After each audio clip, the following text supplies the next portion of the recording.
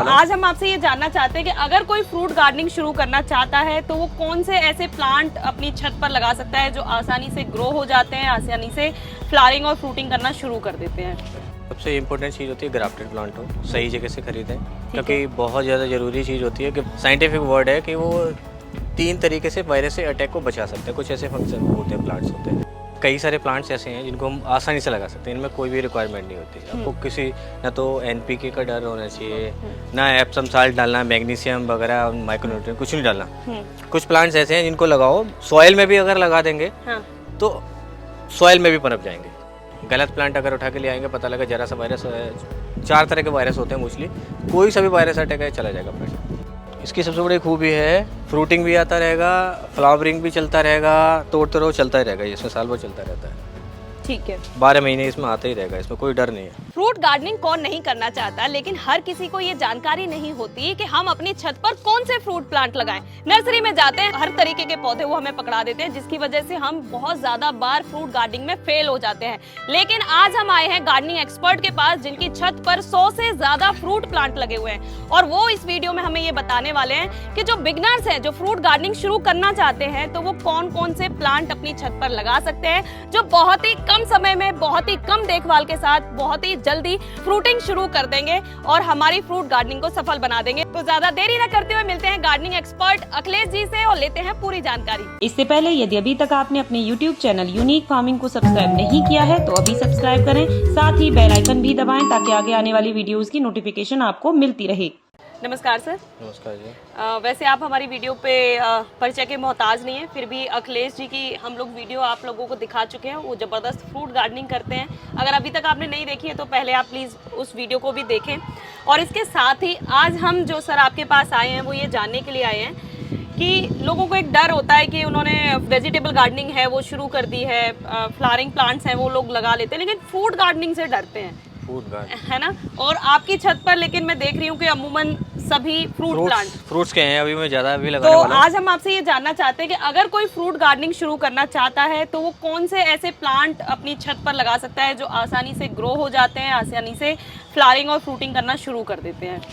उनमें से अगर सबसे जो एकदम न्यू हैं, न्यू कमर हैं, जिनको नॉलेज नहीं है, फंक्शन नहीं पता, हालांकि ज़रूरत भी नहीं है फंक्शन जानने की, सिंपल प्लांट्स खरीदें। सबसे इम्पोर्टेंट चीज़ होती है ग्राफ्टेड प्लांट हो, सही जगह से खरीदें, क्योंकि बहुत ज़्यादा ज़रूरी चीज़ होती है कि साइंटिफिक वर्ड है कि वो 3 तरीके से वायरस से अटैक को बचा सकते हैं। कुछ ऐसे फंक्शन होते हैं, प्लांट्स होते हैं, कुछ ऐसे होते हैं वायरस जरा सा आया फिर इन्फेक्टेड हो जाते हैं। बस ये थोड़ा सा ध्यान रखना है। अगर आपका नर्सरी रिलायबल है वहाँ से खरीदें, सबसे इम्पोर्टेंट चीज़ है। गलत प्लांट अगर उठा के ले आएंगे, पता लगा जरा सा वायरस, 4 तरह के वायरस होते हैं मोस्टली, कोई सा भी वायरस अटैक है चला जाएगा प्लांट, पता ही नहीं लगेगा, क्योंकि वायरस मोस्टली कभी कभी रूट्स में भी लग जाता है। ठीक है, रूट से भी लग जाता है, पता ही नहीं लगेगा, सारा कुछ सही दिख रहा है, अचानक से चला जाता है, पता लगा कि रूट्स में प्रॉब्लम। फिर हमें पहचान कैसे होगी कि ये सही प्लांट है?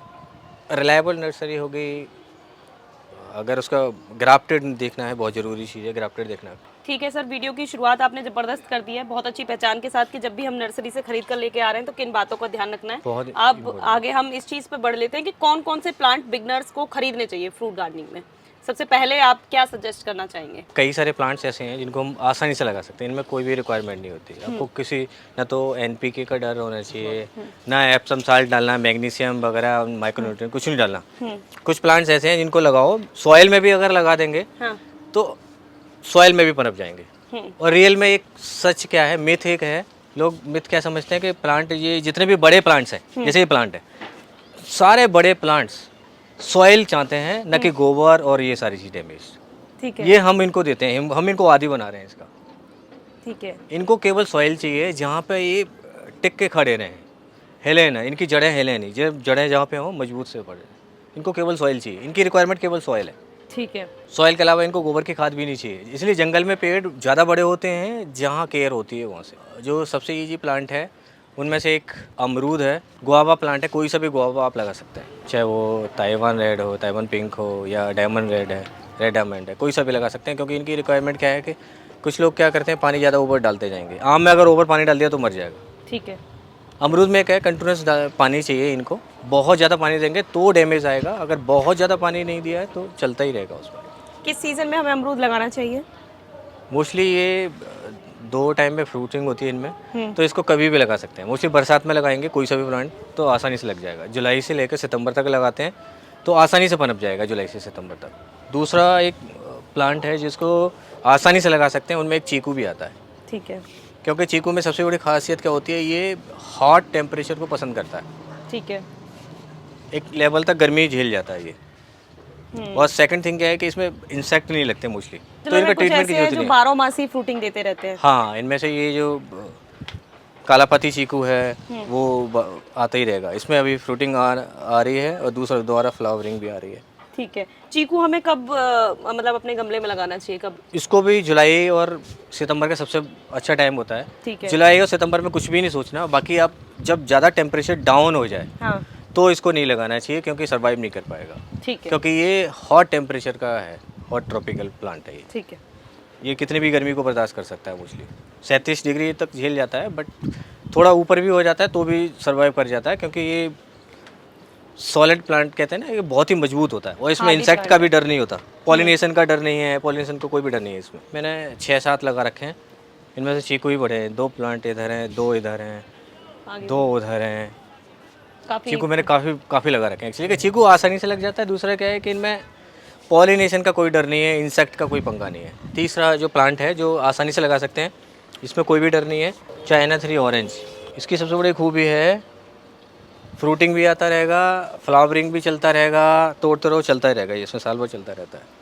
ठीक है। 12 महीने इसमें आता ही रहेगा, इसमें कोई डर नहीं है। केवल सिर्फ इसको सॉइल चाहिए, सॉइल के अलावा अगर गोबर की खाद डाल देंगे तो अच्छी बात है, बट इसमें सॉइल ही सॉइल चाहिए, केवल कोई रिक्वायरमेंट नहीं होती इसकी। ठीक है। अगला एक प्लांट है जिसको आसानी से लगा सकते हैं, कस्टर्ड एप्पल, जिसको इस प्लांट की कोई रिक्वायरमेंट नहीं होती, कस्टर्ड एप्पल की। ये भी आसानी से लगा सकते हैं। इसको भी गमले में अगर आप केवल सॉइल में लगा देंगे ना तो भी सर्वाइव कर जाएगा ये। तो बोलते तो फ्रूटिंग ऐसे भी आ अपने यहाँ के टेम्परेचर में एप्पल तो होता नहीं है, कस्टर्ड एप्पल हो जाता है। Custard Apple. कस्टर्ड एप्पल हो जाता है, एप्पल नहीं होता एक्चुअली। ठीक है। ये सबसे इजी प्लांट्स में आता है। और अगला प्लांट अगर साइट्रस फ्रूट्स ऐसे हैं जिनको बिना सोचे समझे आसानी से लगा सकते हैं। ये वियतनाम माल्टा है, ये सबसे अच्छे माल्टा में एक है। साल भर एक तो आता रहेगा, दूसरा क्या है कि काफ़ी बड़ा साइज होगा इसमें, और इनके वो काफ़ी कोई रिक्वायरमेंट नहीं होती न्यूट्रिशन की। ठीक है। सिंपल मिट्टी में अगर लगा देंगे तो भी चलेगा, गोबर की खाद मिला दो, इसमें वर्मी कंपोस्ट भी अगर है तो वो डाल सकते हैं। जो सबसे आसान है उनमें अनार भी है। अनार को एक बार लगा दोगे तो उसमें कोई रिक्वायरमेंट नहीं है। अनार में बस दिक्कत कब आती है, जब फ्लावरिंग आएगा कभी कभी उसमें फ्रूट्स फटते हैं, फटने का आता है। तो होता क्या है कि बोरन की उसमें कमी हो जाती है, बोरन की कमी से मुझे फटते हैं। तो रीज़न क्या है कि मिट्टी या तो डालो या गोबर की खाद अच्छी 1-2 बार डाल दो उसमें 2 महीने बाद। एक अंजीर प्लांट भी है, अंजीर को भी लगा सकते हैं आप आसानी से। अंजीर क्या है, टॉपिकल में हालांकि ठंडे टेम्परेचर में ज़्यादा चलता है, बट वो साल भर फ्रूटिंग चलती रहेगी उसमें। वो बहुत ही ज़्यादा फ्रूटिंग आती है इसमें। जैसे कि मैंने लगा रखे 3 लगाए हैं, साल भर के ही हैं, बट साल भर के लगेंगे ही नहीं, वो इतने बड़े हो गए, इतनी फ्रूटिंग उसमें अभी भी मिलेगा। हम तो काट के भी अंजीर खा के पौधे सकते को ज्यादा केयर की जरूरत नहीं पड़ती? नहीं होती। आप बस उसमें एक केयर करना है कि स्प्रे ना करें उसमें।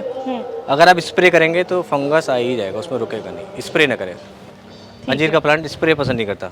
अंजीर का प्लांट है या जो सॉफ्ट प्लांट होते हैं जिनके लीव्स वो सारे फंगस में आ जाते हैं। अंजीर में भी ऐसा ही है। हाँ, करौंदा लगा सकते हैं, करौंदा स्वीट करौंदा है जैसे कि हमने लगा रखा है, ये भी आसान है। ये झाड़ी जितने भी झाड़ियों पेड़ होते हैं इनको आप बिना रिक्वायरमेंट के कहीं भी लगा दोगे लग जाएंगे। ठीक है। क्योंकि इनकी झाड़ी जाती है, ये खुद ही इतने मजबूत होते हैं, जरा सा मिट्टी मिलेगी वहीं से पनपने स्टार्ट हो जाएंगे। और एक पपीता का प्लांट है जिसको अगर अक्टूबर में भी लगाते हैं, जैसे ये सीजन अभी यही चल रहा है, अक्टूबर में लगाओगे तो 1 साल के अंदर ही फ्रूटिंग दे देता है। कुछ ऐसे प्लांट्स भी आ रहे हैं 2 फुट बड़े होंगे, जैसे मैंने अभी लगाया था ये 2 फुट का ही हुआ था, तब से फ्रूटिंग आ रही है इसमें। अभी दिख भी जाएगा उसमें यहाँ से फ्रूटिंग लग रही थी, हमने तोड़ा भी है। बेर है, इसको भी आसानी से लगा सकते हैं, हालांकि मैंने लगाया नहीं है। एक मुझे गिफ्ट में मिला था, वो कांटे होते हैं इसलिए हम लोग कम लगाते हैं उसे, बट मैंने वो लगा लिया। इसकी भी कोई रिक्वायरमेंट नहीं थी और साल भर आता है इसमें। ठीक है सर, ये तो आपने हमें तकरीबन 10 प्लांट ऐसे बता दिए हैं जो आसानी से घर पर लग सकते हैं। और ग्राफ्टिंग का जो पॉइंट होता है ये थोड़ा सा ऊंचा होना चाहिए। कुछ लोग क्या करते हैं, ग्राफ्टिंग पॉइंट्स के पास तक कर देते हैं, उसको मिट्टी में दबा देंगे, यहाँ तक पता लगेगा कि यहाँ जो मेन स्टैंड है, यहाँ से ही कली निकलना स्टार्ट होगी। जब जैसे ही यहाँ से अगर कोई भी ब्रांच निकलेगी तो ऊपर वाला मर ही जाएगा, बचेगा नहीं। ये मेरे साथ हुआ है, अभी तक Actually प्लांट तो नहीं इसमें- मरा है, लेकिन ना ग्राफ्टिंग प्लांट है। हाँ। लेकिन नीचे वाली जगह से भी उसमें पत्तियां आना शुरू हो तुरंत गई, काट देना ऊपर से चाहिए, भी। तुरंत काट देना चाहिए। अच्छा। क्योंकि ये बहुत ही पावरफुल होता है एक्चुअली, मेन ये वाला जो सीड से हम जो चीज़ लगाते हैं वो बहुत ही ज़्यादा ताकतवर होता है। ठीक है। इसको तुरंत काट देना चाहिए, क्योंकि इसमें एक हमारा प्लांट है, उसमें हो गया था ऐसा। तो जैसे ही मुझे पता लगा मैंने उसको तुरंत काटा है।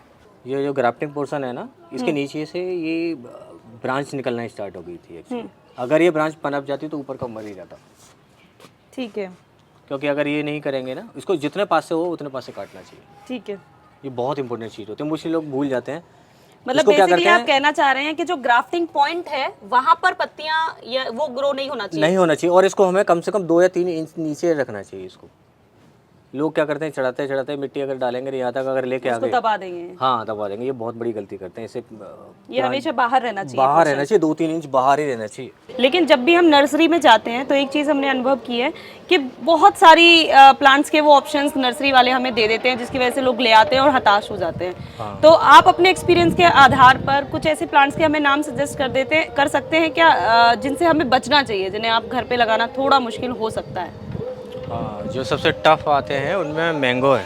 मैंगो के बाहर की वैरायटी हैं, या जो ऐसी वैरायटीज़ जो बाहर से इंपोर्ट होती है कई सारी। मैंगो में काफ़ी सारे आते हैं, या एग्जोटिक फ्रूट है, लोग लगा तो लेते हैं, उनको मेंटेन करना बहुत टफ है। बहुत ज़्यादा। आम का भी बहुत ज़्यादा सर्वाइव करना है, बहुत टफ। लेकिन मैं तो देख रही हूँ आपके यहाँ तो 6-7 प्लांट हाँ, आपके ही लगे आम हुए के 6-7 से भी ज़्यादा है, 10 होंगे मेरे पास, 10 से 12 होंगे। हैं। तो इन्हें मुश्किल होता है थोड़ा। मुश्किल होता है, आम को पालना सबसे कठिन है। कई बोल एप्पल बोल के के- फ्रूट्स ऐसे होते हैं जिनसे बचना चाहिए, बहुत ही टफ है एक्चुअली। हालांकि आजकल ऐसी वैरायटीज़ आ रही हैं जो दिल्ली एनसीआर के सीजन में भी कामयाब है, बट बहुत टफ है उनको लगाना। बहुत ज़्यादा चैलेंज फेस करना पड़ेगा उनको। ठीक है। आपने कुछ ऐसे प्लांट्स बता दिए हैं जो हमें घर पर आसानी से लगा सकते हैं, और इसके साथ ही कुछ ऐसे भी बता दिए हैं जिनसे आपको बचना चाहिए। नर्सरी वाले धोखे में आपको वो दे देते हैं। तो एक और मैं अंत में आपसे जानना चाहूँगी कि क्या इन सभी प्लांट्स को हैंड पॉलिनेशन की ज़रूरत पड़ती है? कैसे वो जो फ्लावरिंग जो गिर रही है उसको कैसे रोकना चाहिए? नेचर की चीज़ों से खिलवाड़ करते हैं एक्चुअली। छोटा सा प्लांट है, अगर उसमें पोटेंशियल नहीं है फ्रूट सर्वाइव करने का, तो ऑटोमेटिकली उसका फ्लावर डैमेज हो जाएगा। अगर आप कितना भी रोकोगे तो ज़रा सा बड़ा होगा, फ्रूट तो चला जाएगा। क्योंकि फ्रूट्स भी अपना पोटेंशियल समझते हैं। फ्रूट्स प्लांट समझते हैं कि हाँ मेरा पोटेंशियल है, मैं इतने सर्वाइव कर पाऊँगा, तो उसमें लग जाएगा। अगर ज़्यादा फ्लावर्स गिर रहे हैं तो प्रॉब्लम है। अगर और दूसरा बड़ा क्या है कि प्लांट अगर बड़ा है आपका फिर भी गिर रहे हैं तो प्रॉब्लम्स हो सकती है। उसमें पोटेशियम वगैरह की हो सकती है, बोरॉन की वजह से हो सकती है, सल्फ़र का भी रोल रहता है फ्लावरिंग स्टेज में काफ़ी ज़्यादा। बट ये सारी चीज़ें आपको गोबर की खाद से मिल जाती हैं। एप्सम सॉल्ट बार बार लोग डालते हैं तो डैमेज आप मिट्टी को ही कर रहे हैं, सॉइल को कर रहे हैं। साल्ट जितना ज़्यादा डालेंगे, मैग्नीशियम इतना खतरनाक होता है कि आपका प्लांट झुलस जाएगा। ठीक है, तो ये बहुत अच्छी जानकारी हमें अखिलेश जी ने दी है, और उसके साथ ही जो उन्होंने खास बातें हमें बता दी है कि जब भी फ्रूटिंग कम आ रही है या फ्लावरिंग आपकी गिर रही है तो आपको ज़्यादा चिंता करने की ज़रूरत नहीं है। 2 खादों के ऑप्शन वो बहुत अच्छे तरीके से देते हैं, एक वो पत्ती खाद और एक गोबर खाद। इसके अलावा आपको बहुत ज़्यादा कुछ भी मेहनत नहीं करनी है। तो यहाँ पर कुछ ऐसे प्लांट्स के ऑप्शंस उन्होंने दिए थे जिन्हें आसानी से घर पर लगाया जा सकता है। कुछ टिप्स उन्होंने ऐसे भी दिए कि जब आप नर्सरी से कोई भी फ्रूट प्लांट खरीद कर लेके आ रहे हैं तो किन बातों को आपको ध्यान रखना है, आपको ग्राफ्टिंग प्लांट ही खरीदना है। और उसके साथ ही कुछ ऐसे प्लांट्स के नाम भी बता दिए जो आपको गलती से भी नहीं खरीदने हैं, क्योंकि आपके लिए बहुत मुश्किल हो सकता है उनको सर्वाइव कराना। तो मुझे लगता है यह वीडियो आपको ज़रूर पसंद आई होगी, तो वीडियो को लाइक और शेयर करना ना भूलें और चैनल को सब्सक्राइब करें। धन्यवाद।